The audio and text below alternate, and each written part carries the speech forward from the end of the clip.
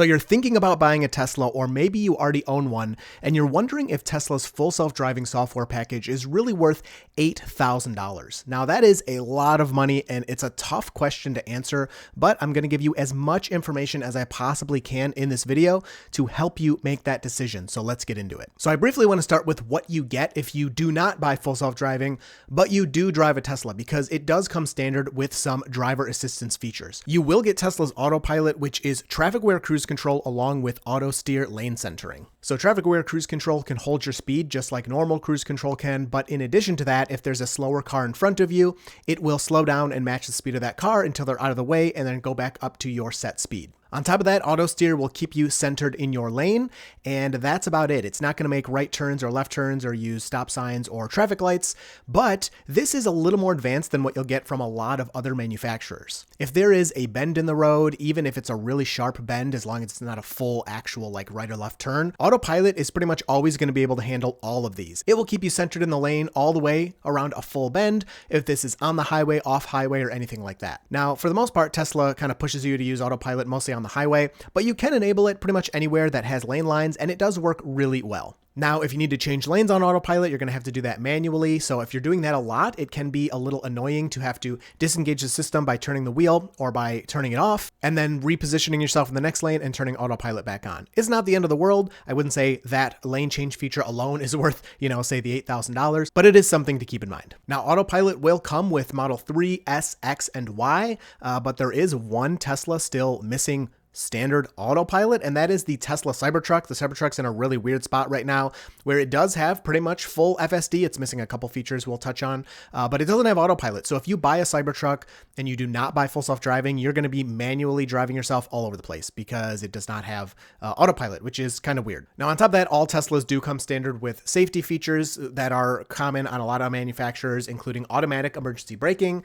that can detect vehicles, pedestrians, or other things and apply the brakes for you kind of at the last second. This isn't meant to brake for you. It's meant to avoid an imminent collision, or at least reduce the severity of a collision if it can't completely avoid it. On top of that, you get forward collision warning. So if you're coming up quickly on another car or even a cyclist or something like that, the car will alarm at you. This would happen before the automatic emergency braking kicks in. You also have blind spot collision warning. So if you turn on your turn signal and you're going to change lanes, that car will appear red on the display, but the car isn't going to audibly warn you about it unless you start to actually change lanes towards that vehicle. Then you will get an audible beep to kind of warn you not to do that. And on top of that, if you ignore all of these warning signs and you continue to try to turn into another vehicle, your Tesla may actually take steering from you momentarily and steer you away from that car, giving you a chance to kind of save yourself. If you're really determined and want to run into someone in that way, you can override all of this, but it's very difficult to actually complete a collision with these systems having your back. And then there is also lane departure avoidance. So if you're driving manually and you're going over the lane line,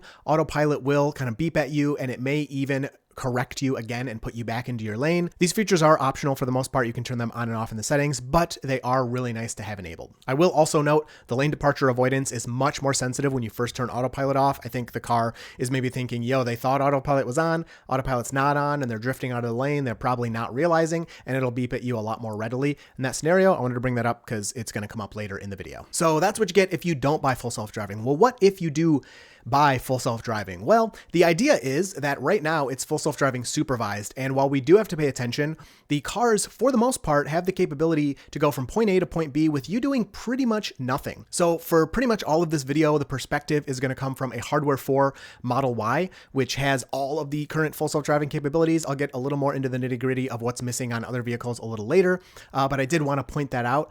You will get some additional features in these hardware 4 vehicles or in Model 3 and Y than you will in some other vehicles. The other thing I want to touch on before we move into full self-driving is hardware 3 versus hardware 4, or AI 3 versus AI 4. Those terms are interchangeable. If you're going to buy a used Tesla and you're thinking about getting FSD or picking one that already has FSD, the hardware 3 vehicles are slightly less capable. And again, it depends on if you're talking Model S, Model X, or 3 and Y. 3 and Y hardware 3 is for the most part pretty similar to hardware 4, 3 and Y, except the capabilities of the full self-driving for the most part, seem to be a little worse on hardware 3.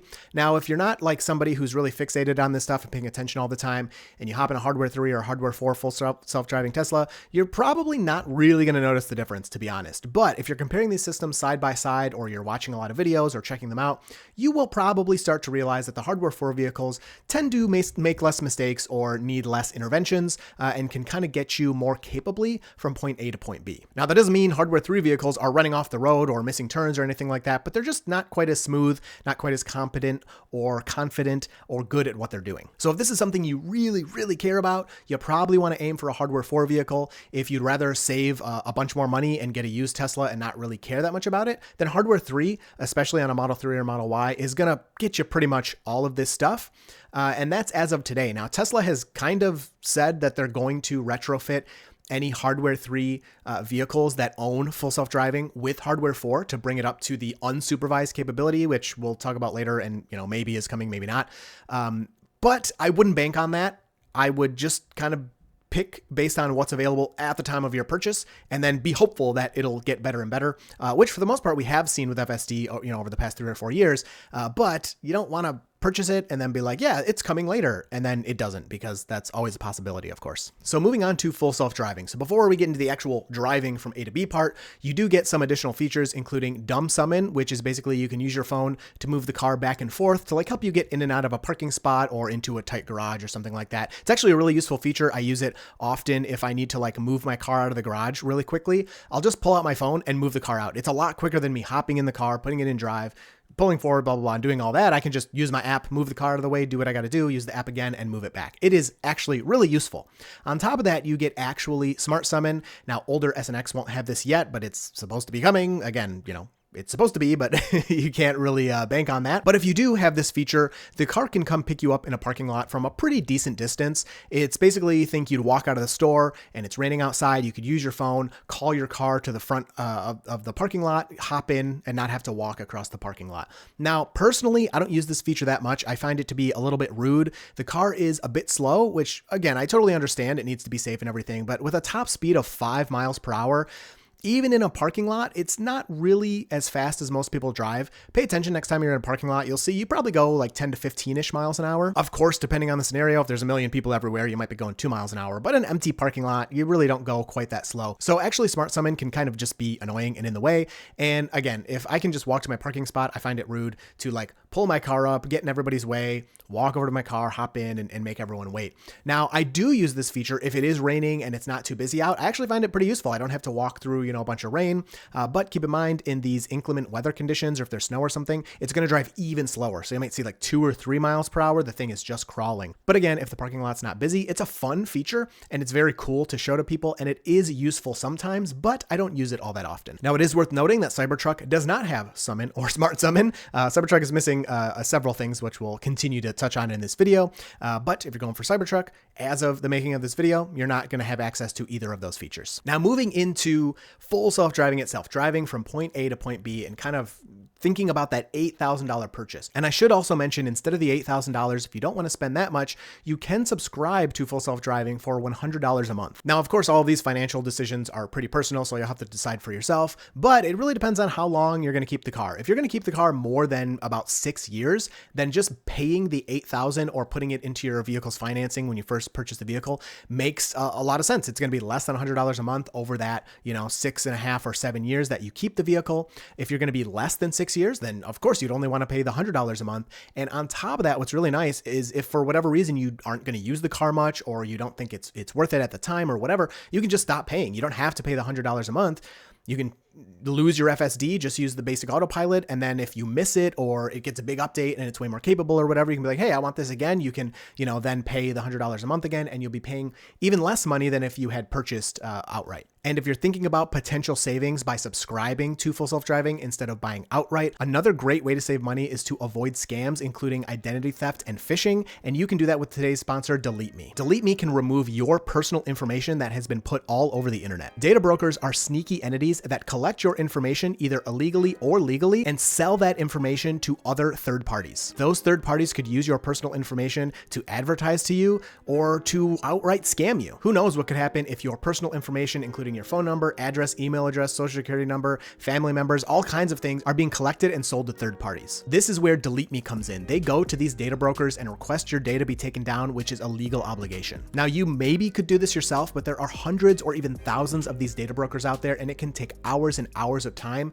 just to get delisted from one of these data brokers. Delete Me can do all of this difficult work for you and get your information deleted from the internet. I have been using Delete Me for like a year and a half now, and I have seen my information disappear from these websites. So use my link down below to save 20% on Delete Me and get your personal information removed from the internet today. Thank you to Delete Me for sponsoring this video. So let's get into the actual full self-driving software, the meat and potatoes of what you're going to get by purchasing this software. So as of today, full self-driving supervised is fully capable of driving from point A to point B with the user not touching the pedal or steering wheel a single time. Now, this is not going to be every drive, and we are still responsible for paying attention while the car is driving, but technically I have had drives where I have pressed one button on the screen, not touched the steering wheel or pedals, and made it all the way to my destination, including the car parking itself, and I did nothing. So when you hop in a fully capable full self-driving Tesla, the only thing you need is your seatbelt on, the doors closed, and a destination in the navigation. Once that's done, a blue button will pop up, and even while the car is in park, you can hold this button down and enable full self-driving. Once you enable that, the vehicle will either put itself into drive or reverse, whatever it needs to get out of the current parking situation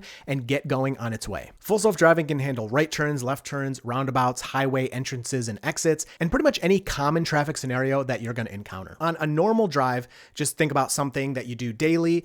FSD really can handle it. Now, there are some things that the software is not capable of today, which we'll talk about later in the video, but I have multiple drives, sometimes per day, where I literally just sit there and watch the road, make sure the car isn't screwing up, and I do nothing. It takes me all the way A to B. Now, I'm going to take you through a typical drive and some of the things that you may encounter in kind of increasing difficulty and talk about how FSD handles these different scenarios. So just driving on a straight normal road, FSD is great at keeping you centered, keeping your speed, and keeping you safely away from other vehicles. Now, the biggest issue you're probably going to face if you start to use FSD, especially if you're new to it, is you got to keep in mind that it's not going to drive exactly the same way you do.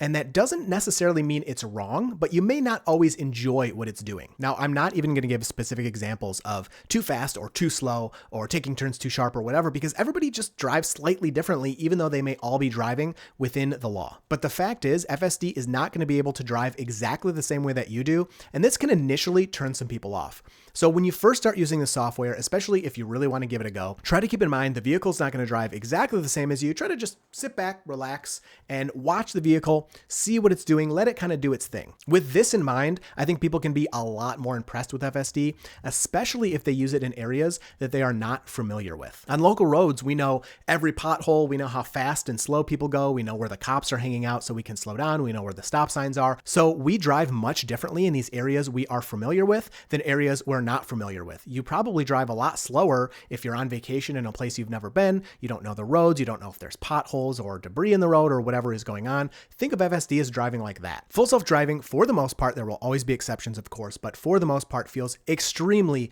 natural. Accelerations, braking are all incredibly smooth. I had this kind of eye-opening moment on our last road trip. We drove all the way from Michigan to Florida, and we're on the highway. The Cybertruck is just driving along, and I look at my wife and I'm like, we are doing a cross-country road trip. We're going 1,300 miles.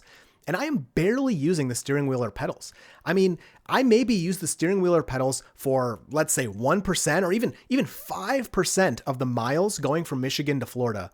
I touched the steering wheel and pedals. I mean, a few years ago, we would have never even thought of something like that. Now, for Tesla drivers, at least, it is a normal thing to be able to go hundreds or even thousands of miles. And the vast majority of those miles, a huge percentage, over 90 or 95% of those miles, you're not using the steering wheel or pedals. How crazy is that? But let's move on. Let's get more specific. And then later, we'll get into some of the areas it does not work so well, because while it is pretty awesome, it is definitely not perfect. So going through your drive, right turns are pretty good. Sometimes they're a little bit slow. Again, this depends on your preferences and how you want to drive. The biggest issue I will find in the car, in what it's doing legally correctly, is stop signs. Full self-driving is legally mandated to make full, complete stops at stop signs. And while a lot of people, yes, you guys in the comments will say, well, I make complete stops at stop signs, most people do not make complete stops at stop signs. They really go down to like 1 to 3 miles an hour, and then they continue. A complete stop is going to 0 miles per hour, feeling a little bit of rollback in the vehicle, and then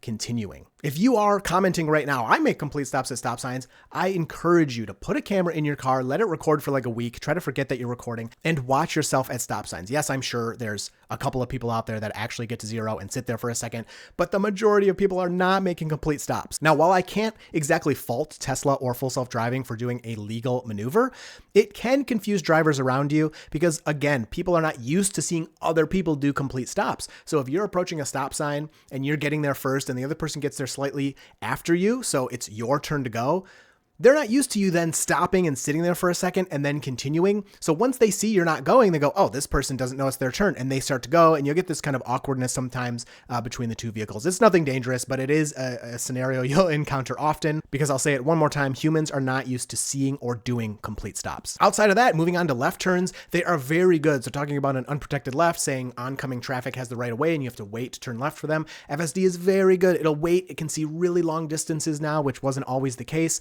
The only thing is sometimes it will start to go a little preemptively, which is good. You and I actually probably do the same thing. You see the last car coming, you're getting ready to go, but because you're not actually the one doing it, it can be a little strange and a little nerve-wracking at first to see the car, to see Full Self-Driving, the software start to move forward as the last car is coming. You're like, whoa, they're not actually out of the way yet, but it does wait and it does really naturally and preemptively kind of take that turn as soon as that other vehicle is out of the way. Traffic lights are handled pretty much perfectly, but there is one kind of funny little thing that I've seen a couple of times, but I see it posted online often all the time. And don't get me wrong, I'm not making excuses for the software here, but it is funny when you look at it kind of from a top view. And that is when you get to a red light, 99.9% of the time, of course, the car stops and just sits there and waits till it's green. But every once in a while, for whatever reason, the Full Self-Driving software will sit at a red light and it seems like it kind of gets bored or something. And if there's nobody around, again, if there's traffic, this does not happen. But if there's no vehicles anywhere to be seen,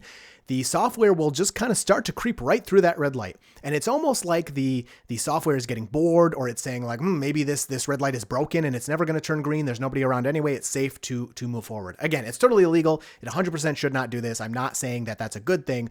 But it is funny because the software only does it when it is safe to do so. I've seen it myself a couple of times, but I see it posted online all the time. So these kind of weird quirks are things to look out for. And if you let the software do that, that's your ticket. If a cop sees you do that, Tesla's not going to take responsibility in any way for that. So it is something to look out for, but it's just a weird quirk of that software for whatever reason. Roundabouts are handled really well. Now, the software does try to use turn signals in roundabouts. In Michigan, anecdotally, I'm just going to say most people just don't use turn signals in roundabouts, and it is what it is. That's not the legal way they're supposed to be handled here, but it is the local way. And FSD does use the turn signals in roundabouts, and a lot of the times it actually does a really good job and puts first the left turn signal on and then the right turn signal on, or does whatever it needs to do. But it can be a little weird and a little awkward sometimes, especially because turn signals are used very well. But I've noticed in these later versions, they're sometimes turned on a little too early, which I'd rather have than the opposite, where turn signals are turned on too late, which is actually how the software used to work. They used to come on super late. But yeah, sometimes you can get some weird turn signals in the roundabouts, but for the most part, it does them right. And physically actually driving through the roundabout, ignoring the turn signals, it does them pretty much perfectly every time. It is so good at yielding for vehicles in the roundabout. It's also very good at not yielding when vehicles are not going to be in your way. So roundabouts are also handled nearly perfectly. Moving on to highways, entering and exiting the highway is just awesome. The navigation is so good. There are times where I'm in unfamiliar areas and maybe I don't know, there's like 5 different lanes and it's like this lane goes right and this lane goes right and straight and this lane, all these different things on the highway, all these different exits. FSD is so good at picking the correct lane and taking you where you need to go for your exit or your interchange or whatever it is. And there have been times where I'm manually driving, say, on the highway because I want to get around some people or whatever the reason is. And I get up to an exit and I'm like, I don't know which lane. And I'm just, I just turn on the FSD and I'm like, here you go ahead. And it picks the right lane. And I'm like, oh, okay, I did know the correct lane, or whoa, I was wrong. Good thing I put this on and it was able to change into the correct lane. It is so good. It doesn't mean it's never going to miss an exit. I have had it recently, miss exits or whatever. It can definitely do that. But again, for the most part, the majority of the time, taking the exits, taking the interchanges, getting on or off the highway is really, really good. Sometimes exiting the highway, you'll get a little overshooting. So it'll like get into the exit lane, but then go a little too far onto the shoulder a little bit. I haven't actually seen that in a while, but it is something that would happen sometimes. Now, when you're using the software, there is a chill, standard, and hurry setting. Basically, the chill is going to go a little bit slower, not do as many lane changes. The standard setting is standard, and then hurry will maybe drive a little faster towards your max set speed and do a lot more lane changes to kind of get around slow vehicles. On the highway, I prefer standard because if you're in the hurry setting, it pretty much wants to camp the left lane all the time. But when I'm off highway, I like to use the hurry mode. Now on highway, if you're in the left lane and no one's around, some people are like, oh yeah, that's okay. I actually don't agree. I don't think you should be camping in the left lane at any time unless you're passing people. The biggest problem is that when you're in the left lane, if somebody is coming up real fast on you, FSD can see that somebody's coming up behind you and it will move out of their way if there's time. But if someone is fast enough and they see you camping in the left lane from really far back, they're not going to wait for you. They think, oh, look at this doofus in the left lane. They're going to move over to the middle to pass you, and FSD sees them too late, and it'll maybe start to move over or maybe sit there. It's just not that great at moving out of the way quick enough when traffic is coming up towards you. So I don't like using the hurry mode on the highway too much unless there's a lot of traffic and it's okay to be in the left lane because you're passing a lot of people. I mostly stay on standard there. Now getting into different weather. So FSD can be used in rain and snow. It's not always the best idea. Let's start with rain. I find rain, it works really well. Off highway, really no issues at all. My biggest issue on highway is that sometimes even in really light rain, the FSD software will determine that the conditions are too hazardous and the top speed will be limited. So there's nothing you can do to tell it to go any faster than say like 60 miles an hour, even though the speed limit is 70, 75. And while a lot of times that's appropriate, you need to slow down in the rain. Sometimes the system is just too conservative and everyone around you is going 75 and the system wants to go 60 and it's just kind of unusable. You can hold your foot on the accelerator to keep it at a higher speed, but the system doesn't really like this and it's not good practice because if somebody does brake hard in front of you, then the system's not going to stop because you're pressing the accelerator and you may screw something up in that way. So rain works really well, but limiting the top speed can be kind of annoying. And then snow, the system, again, FSD can work in the snow and it's okay, but it doesn't always seem to take the lower traction conditions into account and increase braking distance or accelerate more gently or anything like that. So again, it can drive in the snow, but sometimes it just accelerates or decelerates a little too hard and can cause slipping. So if roads are really covered in snow, I don't usually use it, especially when you just have like the two tire tracks in the snow and like sometimes they're in the middle of the road or whatever. Obviously, you keep your tires in the tire tracks. You're not going to drive on the slushy snow. FSD doesn't always go with that. Sometimes it will keep its tires in the tracks, but sometimes it doesn't. And that is not safe at all. So in those conditions, I will usually turn it off. So as capable as full self-driving is, there are a few annoyances I have with the system. So sometimes it thinks it's right when it's not. One of the things is it will sometimes go too slow. So say the speed limit is 50 miles an hour, local traffic drives 55. I would not in any way fault the system for going 50 miles an hour, but I want the system to go faster. So I'll set the top speed to say 60 and it will go 47. No, we're not driving below the speed limit in any way. That is not happening. So you can just press the accelerator, no big deal. But sometimes when you're pressing the accelerator, you get these loud flashing warnings that are like, oh, accelerator pressed, full self-driving will not slow down. Now, from Tesla's perspective, I get it. They don't want people to forget they're pressing the accelerator and then cause an accident and be like, yo, this full self-driving thing crashed or whatever. But for me, it's annoying. I'm in control. I know more than you. For the most part, sometimes full self-driving does catch things that you don't see because it's looking in all directions at all times. But those times when I'm pressing the accelerator and it yells at me are super annoying. On top of that, the system will often yell at you for going over the lane lines. We talked about the lane departure avoidance earlier. Well, when you're in FSD and you take over, that lane departure avoidance is super sensitive and often, especially on my dirt roads, but even off of the dirt roads, I will often have the system absolutely lose its mind when I take over to go around, say, a cyclist or some debris in the road or something that the FSD is not responding to in a way that I like. It can respond to those things, but sometimes I want to respond a little earlier, or especially with debris in the road, it doesn't always see it. So I'll take over and say something is in the middle of the road and I'll move over that right lane line and the system will just lose its mind saying, oh my gosh, get back in your lane. We're departing. We're going to crash, blah, blah, blah. And it's like, no, there's garbage in the road and you're not moving away from it. So I need to take over. Those things can be annoying. Now, for me, they're not deal breakers. It's just something you encounter every once in a while, but I want to put those in there because if that's something you're like, whoa, I can't handle this. I know some people watch this and like, I could never let this robot drive for me. You know, if that's for you, this may be a deal breaker for you. And it may be like, yo, I'm definitely not spending the money on that. I don't want it yelling at me over these things. Now, as capable as full self-driving is, there's things it simply can't do. A few of those things, examples are potholes. It can avoid potholes, but for the most part, it doesn't. I actually joke that it has a pothole aiming feature because so many times, especially in parking lots and stuff, it seems like it wants to put its tire right in that pothole. I don't know why. I don't know if it's just coincidence or what is going on, but it really seems like that sometimes. So pothole avoidance, again, it technically can do it, and I have had it avoid potholes. At least it seems like that's what it's doing. But it's not like something it's good at. It's going to avoid maybe 1 out of 10 potholes. And other than that, you need to be paying attention and move for yourself if you want to avoid those, because FSD isn't going to do it most of the time. A couple of other things that the software just simply does not have the capability of doing is school zones. If you're in a school zone and it's school time and the speed limit is 25 instead of 45, FSD, unless you have those dynamic signs that will change, is not going to obey that school zone. Now, I've seen it one time, like years ago. It was some weird software fluke where it actually did like have a special symbol and everything, and it did follow the school zone, but it's not something, as of right now, the making of this video, FSD is capable of doing. Is it going to come in a software update? Well, yes, of course, I think it will eventually, but it hasn't for however many years, the 5 years this software has been in development. It's still not there. So it's something you need to keep in mind. On top of that, school buses, it maybe will obey the stop sign when the school bus is on the opposite side of the road and has a stop sign out. Maybe not. For the most part, it does not obey those stop signs. But again, people have seen it. There have been videos posted of it, maybe reacting to that. But for the most part, it's not going to do that. The last thing, there's definitely more scenarios I'm sure we could come up with that it can't do. But the last decently common scenario is emergency vehicles. Now, I think this is going to get implemented really soon. But if you have like a cop, blaring their sirens coming up behind you, you need to move out of the way, or an ambulance or whatever, FSD, again, for the most part, is not going to respond to these. I have had it kind of correctly interact with, an ambulance with the sirens on before. I feel like it was more just because of the positioning of the ambulance rather than actually like seeing an emergency vehicle and knowing that it can't move.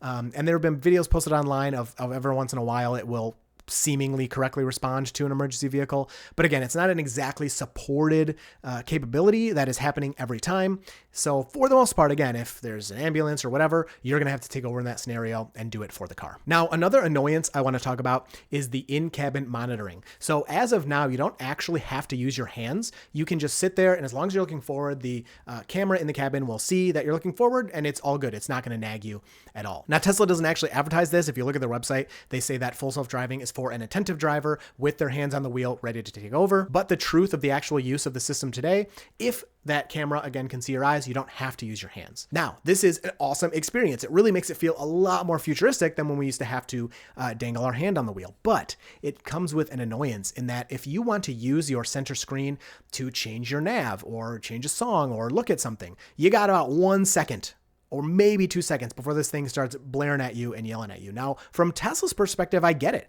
It's really not safe to be looking off the road for 2 or 3 seconds. You're traveling, especially on the highway, you're going a long distance in those 2 to 3 seconds.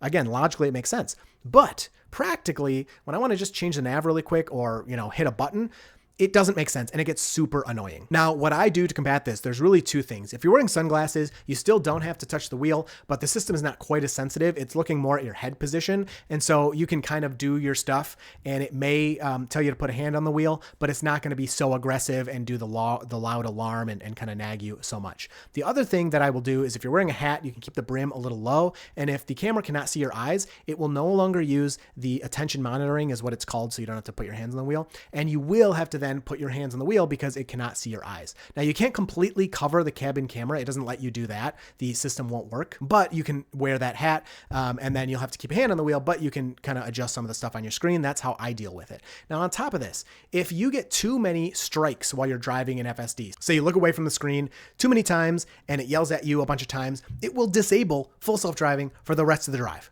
So now you're mad at me because I was using the full self-driving to help me adjust my nav on the screen, and now you want me to drive manually while I do what I was doing. It really doesn't make sense. Again, from Tesla's perspective and legally and blah, blah, blah, I understand why it is that way, but logically, it just doesn't really make sense. On top of that, if you get 5 of these strikes, you are banned from using your full self-driving software for a week. So you paid for this. You're either paying $100 a month or you paid the $8,000, and now for a week, you're banned from even using it, because you were using it to help you drive and be safe while you were trying to adjust something on your screen.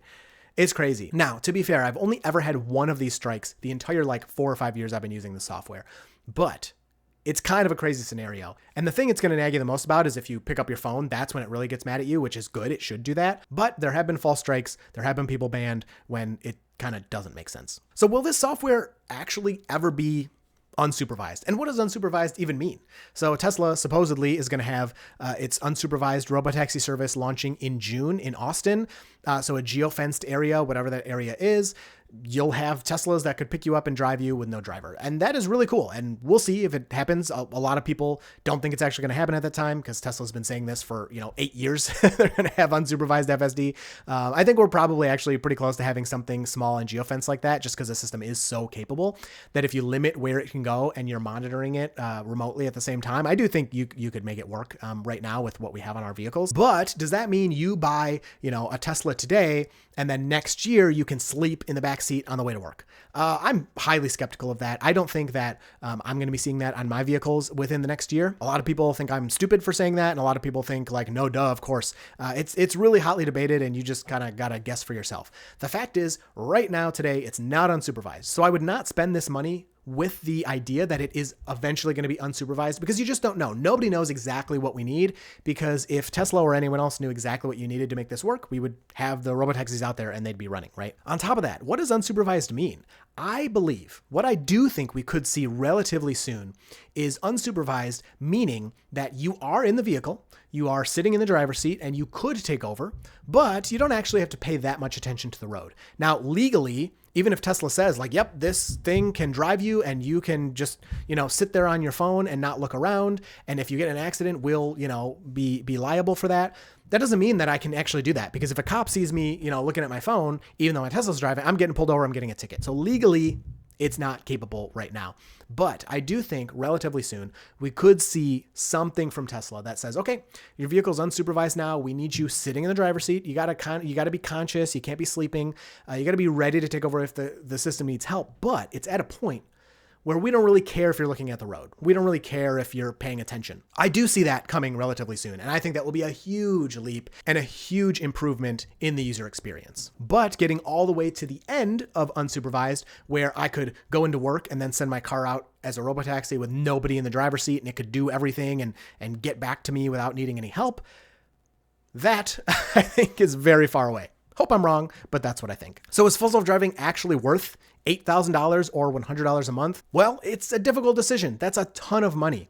If you really love this software and it's something you want to see develop, and you do think it would be helpful in your, daily life, and you drive a lot, I do think it can be justified. The software is super capable. It does reduce stress. It is also just fun. It's like an additional kind of thing you have while you're driving, while you're stuck in the car all the time, that you can kind of be interacting with and learning about that you wouldn't have otherwise. And it's helping you out at the same time. And it does, in my opinion, increase safety significantly. If all of these kind of small quirks and all of that are too annoying for you, and you're like, oh, I can just drive myself, which, is a valid argument. Of course you can drive yourself. Then maybe it's not for you. And maybe you just don't think it's worth paying the money when you're going to be nagged and have to take over all the time anyway, or take over occasionally. And then, yeah, it's not worth it. For me, full self-driving shines when it is used regularly and appropriately with monitoring, and you have realistic expectations about what you're going to get out of it. So overall, is full self-driving worth the money?